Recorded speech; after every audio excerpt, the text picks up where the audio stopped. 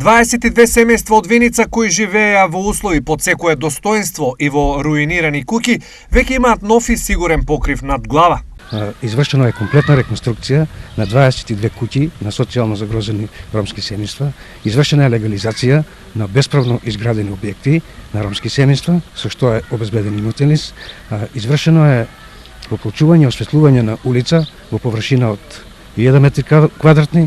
Извршено е изградба на канализационна мрежа во должина од 500 метра со можност за приклучување на 100 семејства. Изборот на куќите кои беа опфатени со проектот беше резултат на претходна анализа и селекција. Куќите кои беа реновирани беа селектирани според одредени критериуми како што се да бидат социјално загрозени, да бидат со повеќе членови на семејството, да имаат лоши услови за домување и што е најважно да има соодветна документација дали се легализирани со имотен лист или да бидат во процес на легализација, но решливи предмети. Овие ја врати надежта и достоинството на овие луѓе кои сами не можеа да си обезбедат нормални услови за живот.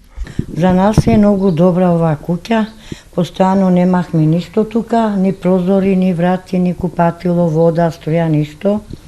Сега се имаме и многу сме задоволни од нив многу. Се во ова беше дел од проектот кој заеднички го реализираа невладени организации, Министерството за труд и социјална политика и општината, а чија главна цел беше подобрување на состојбата на ромите. Под во организација на Министерството за труд и социјална политика, единиците на локална самоуправа со финансиска поддршка на Европската делегација, на Европската комисија, преку ИПА фондовите, обезбедивме 3 милиони евра, во кои се вклучени неколку градови.